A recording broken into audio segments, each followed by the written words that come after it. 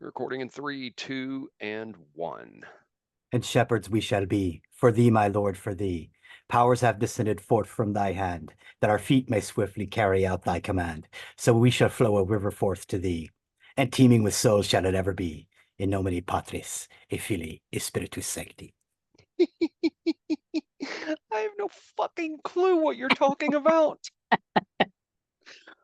Welcome to episode 161 of Nerdery Murdery. Big 161, I'm Zig with your nerdery. And I'm Jeffrey with your Murdery. Welcome to another week of the highs and lows and the ups and downs, the good and the bad and the nerd and the murd.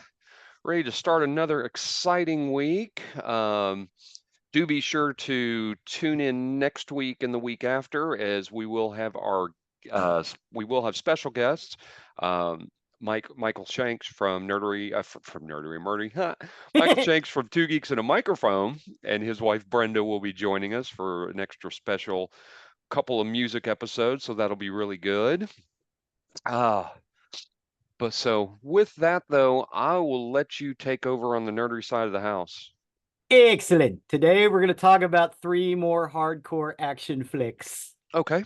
All The right. first At least one, that gives me a clue. yes, the first one is the Boondock Saints. Okay. At That's least the I'm prayer they familiar say with. before they Never before they seen it, get. but I'm familiar with it. That's the prayer they say before they gack somebody. Gotcha. The Boondock Saints is a 1999 American vigilante action thriller film written and directed by Troy Duffy in his feature directorial debut, starring Willem Dafoe, Sean Patrick Flanery, Norman Reedus, David Della Rocca, and Billy Connolly.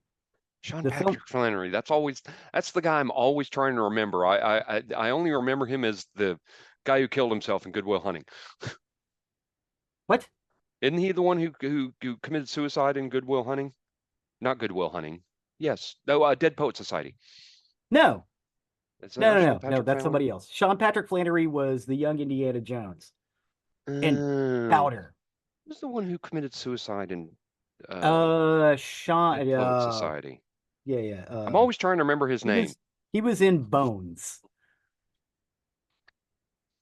No, well, Yeah, carry on. I'll look at it. So the film follows Irish fraternal twin brothers Connor and Murphy McManus, who become vigilantes after killing two members of the Russian mafia in self-defense. After both experience an epiphany, the twins, together with their best friend Funny Man Rocco, set out on a mission to rid Boston of the criminal underworld in the name of God, all while being pursued by FBI Special Agent Paul Smecker. Um, Duffy had never written a screenplay before. Said he was inspired by personal experiences while living with his brother Taylor in LA. Initially regarded as one of the hottest scripts in Hollywood, the film had trouble production. Miramax Films dropped the project in '97 before Franchise Picture acquired the rights the following year. Principal photography began in Boston and Toronto on August 10th, 1998, and concluded on September 26th. The theatrical release of the Boondock Saints was significantly affected by the Columbine High School massacre, Mm-hmm. which had taken place just 2 weeks before screen testing or test screenings. Amidst concerns of the film would inspire copycat crimes, it was given a limited release in only 5 theaters across the U.S. on January 21st, 2000. Consequently, the film was a box office failure and received negative reviews from critics, while criticism aimed at its perceived glorification of vigilante justice and violence. Despite this, the Boondock Saints became a cult classic through word of mouth and its home video release, ultimately grossing $50 million in sales. Successful 2006 theatrical re-release led to a sequel, The Boondock Saints 2 All Saints Day, with Flanery, Reedus, Connery, and Rocco reprising their roles, and Defoe making an uncredited cameo appearance. A documentary about the making of the film was also released. The third film is currently in development, with Duffy, Flanery, and Reedus expected to return. So Duffy was a bartender when he got the idea for the first vigilante flick. During those days, he was getting pretty sick of the world, enraged by the random acts of violence he saw in the news and the street level horrors he witnessed in his own neighborhood. Duffy started writing the Boondock Saints. Interestingly, aside from the two Boondock films, Duffy hadn't directed anything else.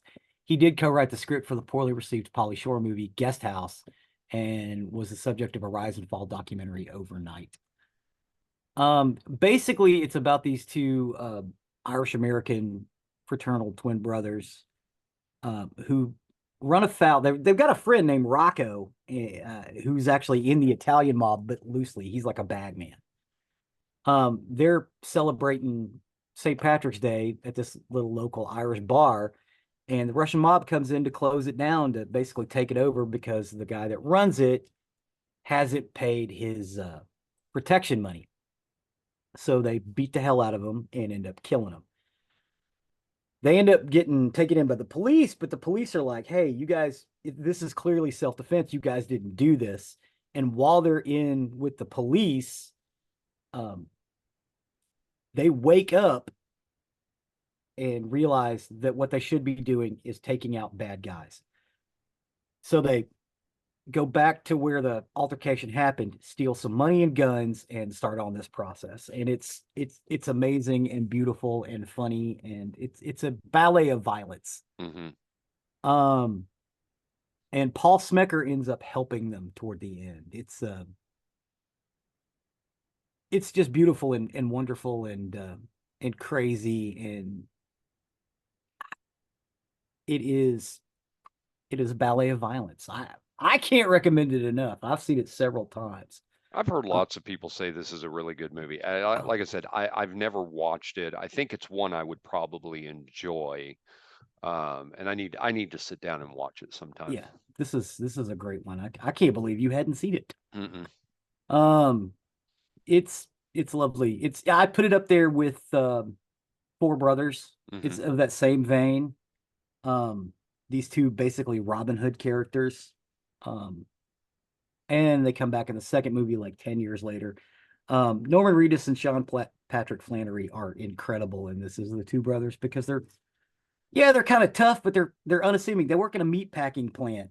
You know, they're just they're working stiffs. They like to go out and have a good time after work, but mostly they want to go to work and be left alone. And when this falls in their lap, it's seen as a uh, like fate has been intertwined with them. And you find out later that one of the characters that's sent to kill them is actually plays very heavily in that whole fate narrative.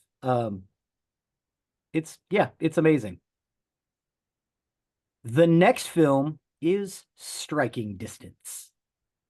It is a 1993 American action thriller film starring Bruce Willis as a Pittsburgh police homicide detective, Tom Hardy. The film co-stars Sarah Jessica Parker, Dennis Farina, and Tom Sizemore. It was directed by Rowdy Harrington and written by Harrington and Marty Kaplan. The film was shot on location throughout Pittsburgh. Its early title was Three Rivers. Pittsburgh homicide detective Tom Hardy turns in his partner and cousin Jimmy DeTillo for using excessive force, which in turn causes him to become alienated by the majority of his fellow officers. Thomas and his father Vincent are en route to the policeman's ball when a call comes indicating that a serial killer, the Polish Hill Strangler, who Tommy believes is a police officer, has been spotted driving in downtown Pittsburgh. As Tom and Vince pursue the killer's car, the vehicles collide and both roll down an embankment. When Tom regains consciousness, he learns his father has been shot dead and the killer has escaped. Police arrest a criminal named Douglas Kessler as the Strangler, and Jimmy later jumps off the 31st Street Bridge, and his body is never found. That's kind of the opening of this film. It was cited as one of the many trouble projects during that time. Sony Pictures was run by Joe Peters and Peter Gruber, and it took a huge amount of resources to merely break even. But filming only took 13 weeks in the summer of 1992 in Pittsburgh. The working title was Three Rivers, and it was scheduled for release on May 21st, 1993. But after the original cut performed poorly with test audiences, extensive reshoots were done in Los Angeles, with story changes and removal of some plot points. Because of this, the release date was pushed from May to September, and according to articles and reports at the time, test audiences were unimpressed with the initial cut of the film. Largely, allegedly, because they found parts of it confusing. Those parts were added into director Roger Harrington and Marty Kaplan's original script by star Bruce Willis. One such claimed the original cut was like Hudson Hawk without the laughs. One of the veteran production members said that Willis called the shots like he did on Hudson Hawk and like he used to do on Moonlighting. He had scenes rewritten. He did what he wanted to do, and we were working. It was like we were working with Orson Welles. When news about reshoots was reported, Columbia's then current chairman, Mark Canton, said in an interview that he couldn't be more enthusiastic about the film, predicting it would be a beyond sizable hit. But in order to do so, the movie had to make 30 million plus profit at the box office. Canton was known for being heavily involved in several other films in earlier years and had very troubled productions and received negative reception from audiences during test screenings. Those included Wes Craven's sci-fi horror film Deadly Friend, and one of Willis's earlier box office flops, The Bonfire of the Vanities, and John McTiernan's Last Action Hero. In Striking Distance's case, for example, all the love, intimate scenes between Hardy and Joe were reshot to make them sexier.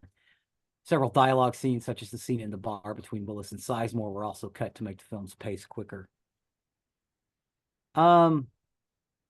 Interviews regarding the problems with the film, according to the cast and crew, Willis treated Harrington very poorly during both initial filming and reshoots. The theatrical trailer shows a lot of deleted, extended, and alternative scenes, probably ones that were cut or changed from the original cut.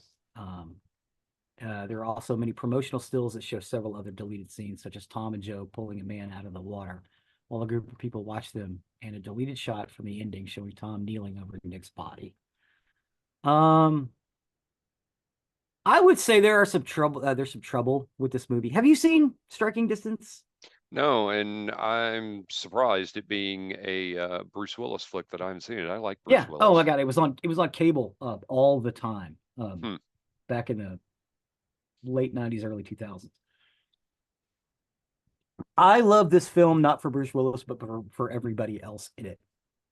Well, Dennis Farina for sure.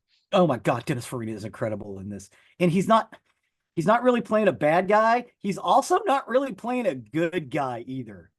Robert Pastorelli, of Murphy Brown fame, is also in it. He is incredible. You think he's gone in the first few minutes, but then he comes back. Tom Sizemore is great in this. Brian James is also in this as an underling to Chief Datillo. Oh my God! Everybody in this is beyond compare, with the exception of Bruce Willis.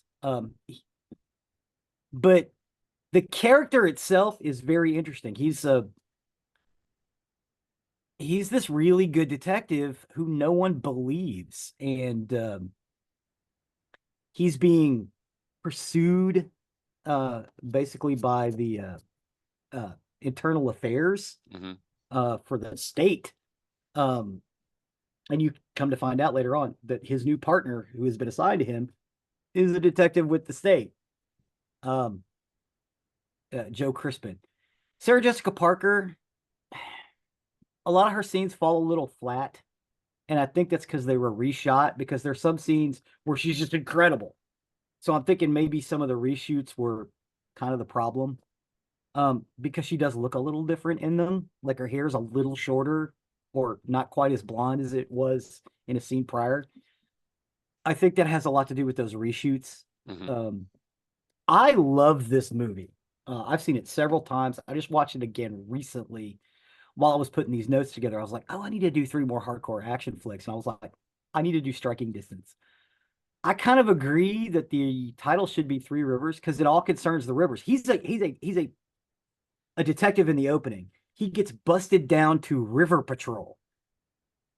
And the serial killer comes back and starts dumping bodies into the river so he will find them. And they're all like women he dated previously. So when they start investigating these murders, they think it might be him. You know, even though everybody told him he was wrong when he said it was a police officer. He's like, the only way this guy's been able to get away with this is because he knows our policies and procedures. This guy's a cop or is very close to a cop. So they start investigating him, even though he's the one that originally was like, this is a cop. And you find out there's a cover-up involved. It's brilliant. It's wonderful. Bruce Willis is not great. He is passable, but he doesn't have to be great. Everybody else in this is so good, it doesn't matter. Um, and Pittsburgh is beautiful. I had no idea, especially from the standpoint of the Three Rivers, which is where most of this takes place. Just lovely. I would recommend it highly. I put some scenes in our YouTube playlist. You guys can get out there and see them. Um, again, keep in mind, Bruce Willis is basically just playing Bruce Willis, but that's okay because this character's kind of that person, if that makes sense. Mm-hmm. It probably would have been a better film if they'd have gotten somebody else, a Kurt Russell or somebody else. But it's pretty hardcore and action oriented, and it's on the water. There's a really great shootout scene, a couple of really nice car chases and boat chases. And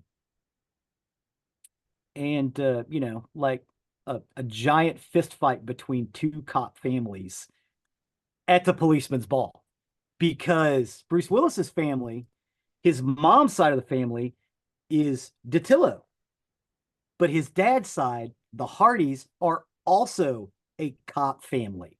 So it's just bizarre, and they basically get into a giant fist fight. I At don't the know. policeman's For ball. me, outside of like Die Hard, probably my favorite Bruce Willis movie, or actually a couple of movies, is Red and Red 2. Um, I freaking love those two movies. if you like Red and Red 2, you'll like this one. Hmm. Again, keep it in mind, Bruce Willis could be better. But everybody else more than makes up for it. The next film is Dark Blue.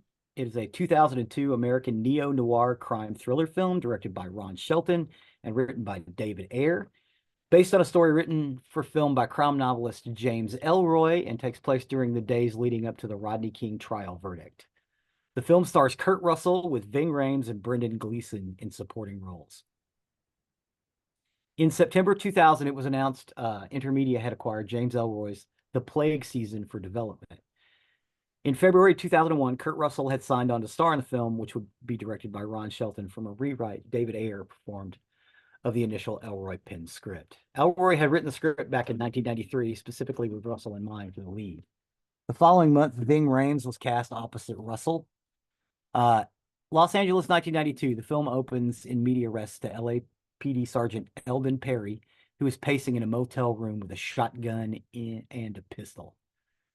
And then it shoots to 5 days earlier. 4 people are killed and 1 wounded when 2 men, Daryl Orchard and Gary Sidwell, rob a convenience store in order to gain access to the office safe. Meanwhile, Perry defends his partner, Detective Bobby Kehoe, before an internal hearing concerning Kehoe's use of deadly force in a previous case. Kehoe is later exonerated. Perry and Kehoe later celebrate Perry's impending promotion with their superior and Kehoe's uncle, Jack Van Meter. Van Meter, a corrupt cop who often engages his subordinates to fabricate evidence, visits Orchard and Sidwell's house later that night and takes the money stolen from the safe, admonishing them for behaving recklessly during the robbery. Van Meter assigns Perry and Kehoe to investigate the robbery, providing a false alibi for Orchard and Sidwell and telling them to pin the crime on someone else. Meanwhile, Assistant Chief Arthur Holland finds Perry's testimony at Kehoe's hearing suspicious. Doubting that Kehoe killed the suspect as he was charged, his assistant, Beth Williamson, pulls files on the 2 men and sees the man she previously had anonymous casual sex with. It's Kehoe.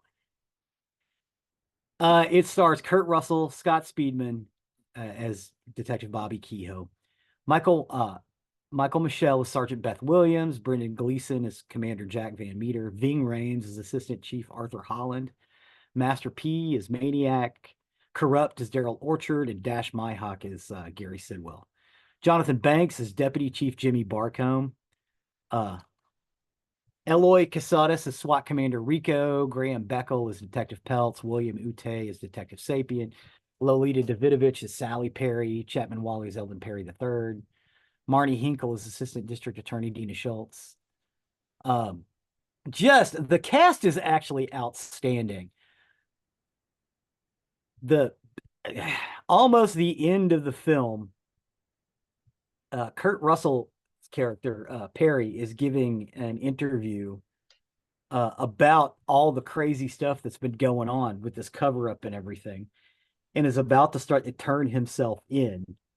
And everybody looks up, and the city is on fire. So all the cops start getting their phones start going off, and they start getting, radio calls. And so they were all up against each other for several weeks. And when the riot happens, they basically just run straight to the fires. And Hmm. that's how this film ends. It's like, God damn. Um, Nobody, and I mean nobody in this movie, with the exception of Perry's son, Eldon Perry III, played by Chapman Way, is a good guy. Hmm. Everybody is a shade of gray. Um, Sounds like The Departed.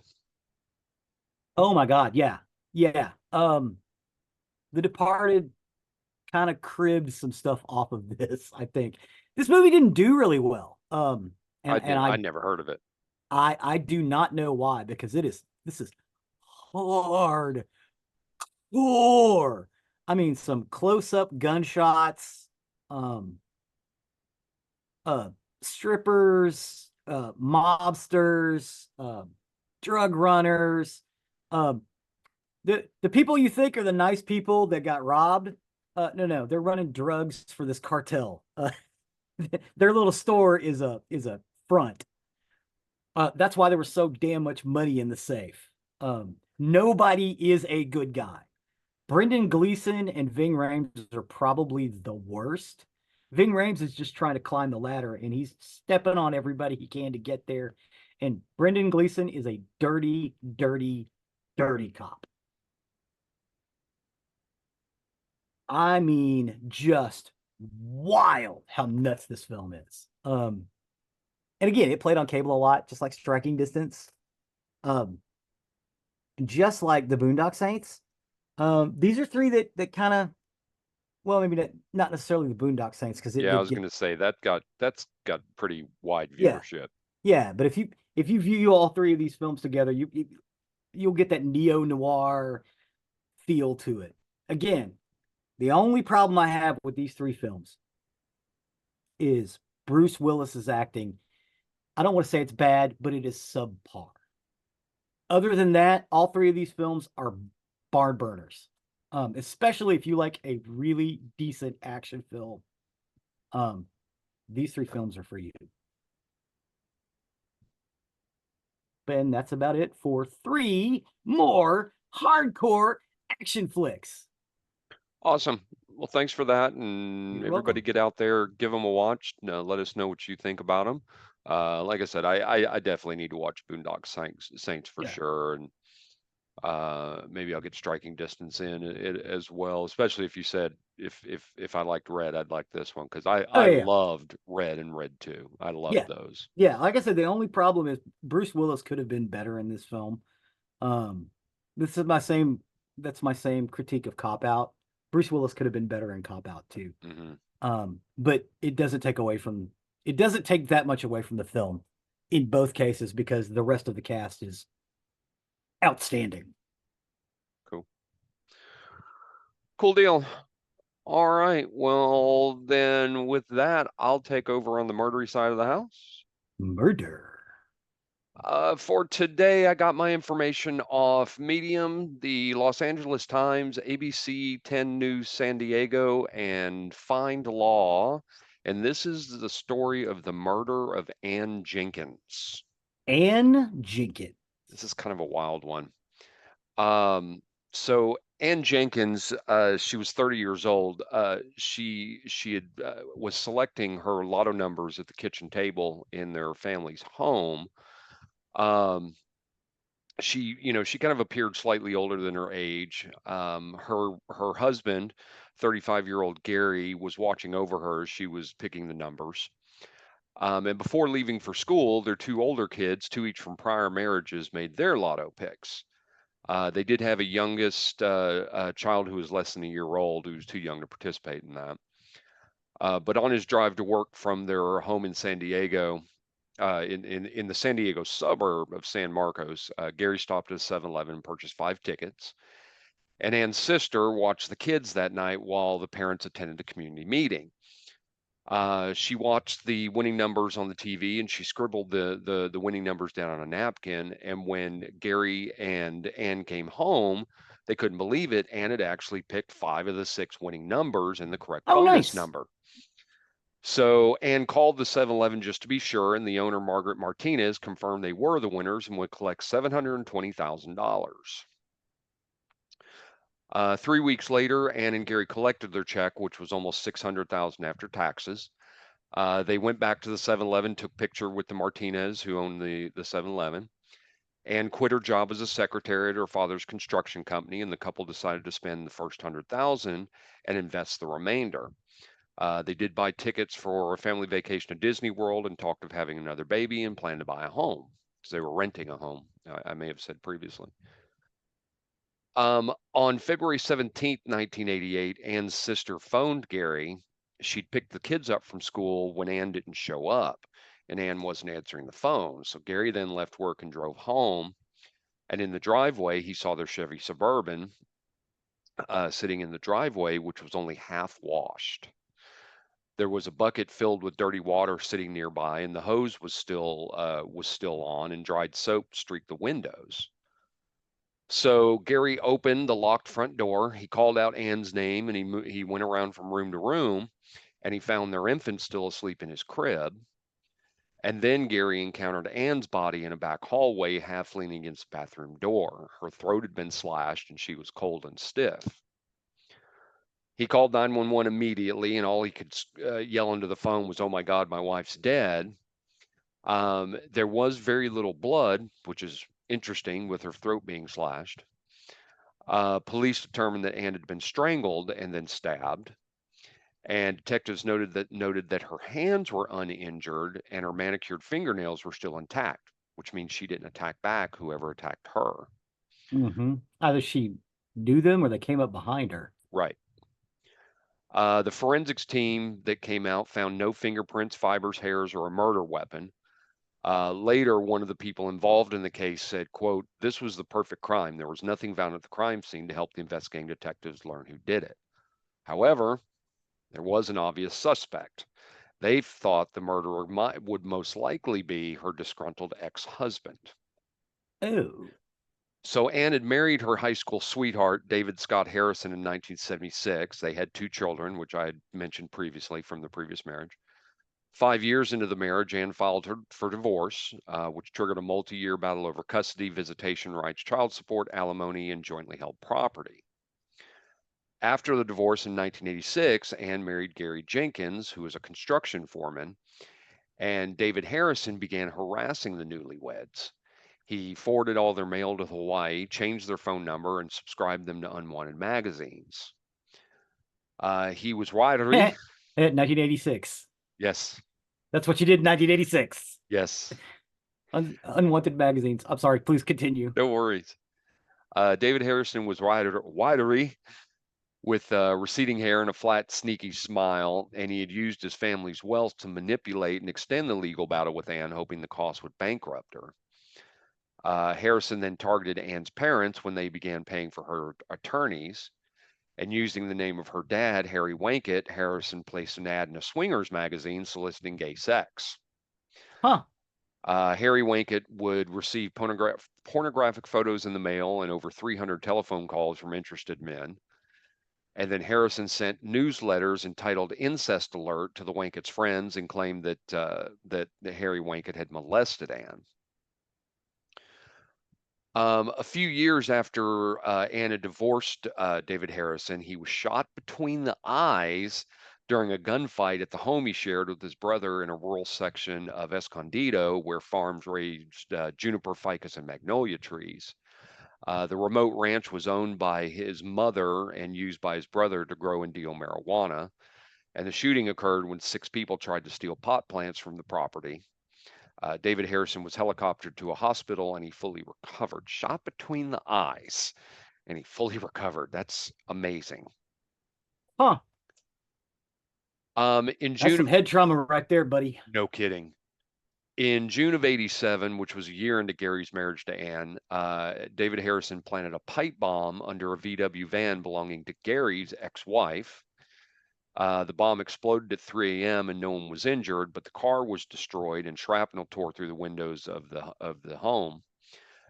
Gary's children were sleeping inside. Dude. A few days later, David Harrison called Gary and asked to meet. Gary refused, saying the discussion should be handled through lawyers. To which David Harrison angrily exclaimed, quote, "You either meet me there in a half hour or the next bomb will be thrown through your children's window." Wow. Gary still declined, but he did call the police and they didn't seriously investigate the bombing. David Harrison owns several Oh, whoa, parcels. whoa, whoa. Yep. Police didn't want to investigate a bombing that Nope. destroyed a VW van parked in front of someone's house Not that they didn't at 3 o'clock investigate. in the morning. Not that they didn't investigate. They just didn't seriously investigate. They just kind of Okay. lightly went around it. Okay. David Harrison owned several parcels in San Diego County, and when Ann married him, they became community property and a source of the disagreement.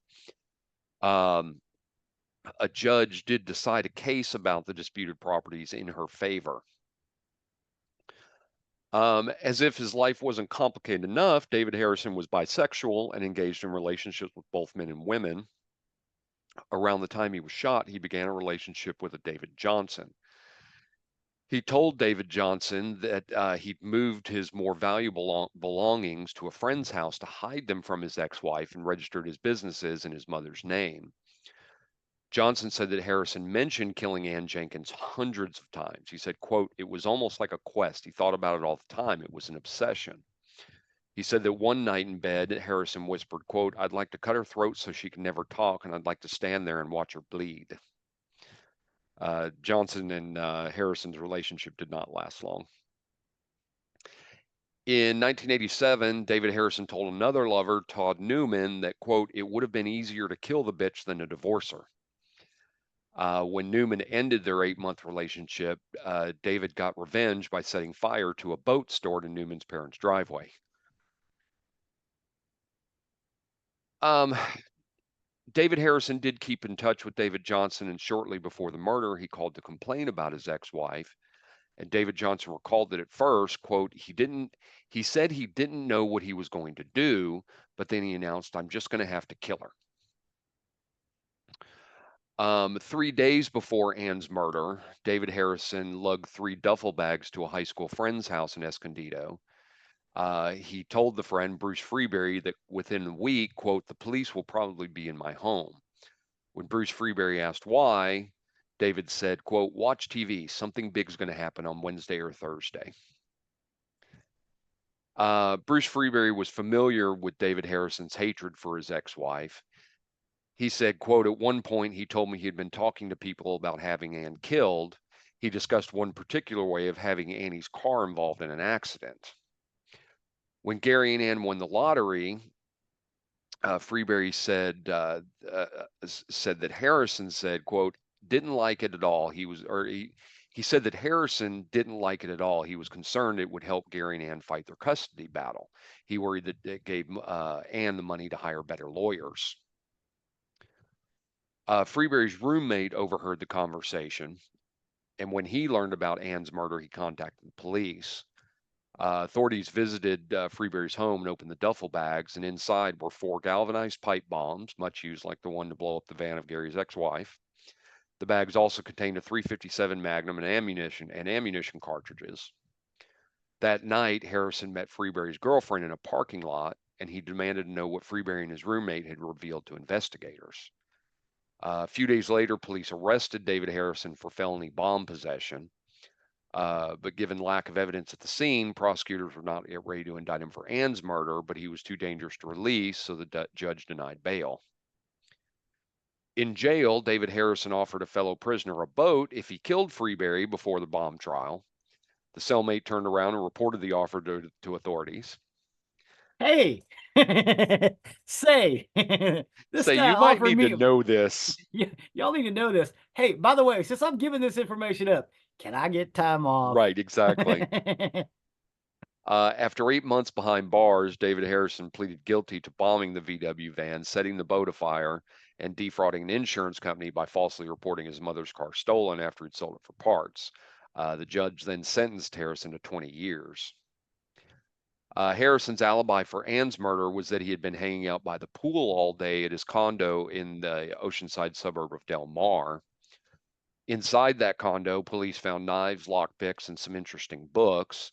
Their titles included The Perfect Crime and How to Commit It, The Joy of Cold Revenge, The Revenge Book, The Anarchist Cookbook, and Murder, What Done It. So, all those together, they provided the recipes for David Harrison's harassment, bombing, arson, and homicide schemes. But despite the absence of forensics evidence, a grand Wait, jury, he didn't have the poor man's James Bond too? that's the Anarchist Cookbook, really. Yeah, I know, but I mean, for That's illegal. wackos, It's illegal to own, by the way. which one? The The Anarchist Anarchist Cookbook? Cookbook, that's illegal to own. Oh, I thought you could get it. You You could can still, probably no, you could you buy can it. probably get it, but I'm relatively at least at one point it was I know that it forbidden. was if you bought it in a regular bookstore, you went on the watch list. Yeah, maybe that's it. Maybe that's it. But I could have sworn that it was illegal to have that book. But anyway, so a grand jury did indict David Harrison for Ann's murder a year after her death. The circumstantial evidence was so robust that prosecutors felt they had a strong case, but David Harrison didn't think they did. So he turned down a plea bargain and waived his right to a jury trial, which ended up being a mistake. Immediately after closing arguments in the 1990 trial, the judge announced that beyond a reasonable doubt, the circumstantial evidence overshadowed the lack of forensics, and he found the now 32-year-old David Harrison guilty of first-degree murder. During the sentencing, the judge declared that getting custody of the children wasn't Harrison's motive. He said, quote, the motive was something more sinister. Mr. Harrison is a manipulative person. He wanted to control Ann Jenkins' life, and that's really what this case is all about. It was reported that David Harrison smiled as the judge characterized his motivations. The judge sentenced him to another 20 years in prison after his existing 20-year term for the bomb, arson, and fraud charges. 20, and then he has to do 20 more. Yep. Wow. After that, Gary Jenkins was awarded custody of the two Harrison children. He used the lottery winnings to quit his job and raise all 5 children. A couple of years later, he remarried and resumed working, and he and his new wife also parented 2 of her children. 15 years after her son's conviction, David Harrison's mother, who was a tax preparer, pleaded guilty for fraud. Since the 70s, she'd helped clients invest their money in real estate trusts and certificates of deposit, but she'd actually deposited the clients' funds into her own bank accounts and used them to buy property and support her family's living expenses, which David Harrison reaped a lot of those benefits. Yes, he did. She paid returns with funds from new investors, and eventually, as in all Ponzi operations, the pyramid collapsed. She was sentenced to a 2.5-year prison term.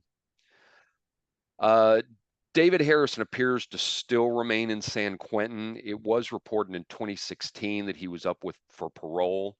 Deputy District Attorney Richard Sachs argued that he stayed in prison. He said, quote, not only do you have an unrepentant murderer who denies doing this despite overwhelming evidence, you have a dangerous man that was putting pipe bombs under people's cars and blowing up bolts. He's out of control. This guy is absolutely scary and needs to stay in prison for the rest of his life. The last I found on him is that he was denied parole again in 2001 and still sits there. Wow. Well, I mean, his sentence will be up in 2030. Right. So I think he probably does his entire time there. But that's Yeah. the story of the murder of Ann Jenkins.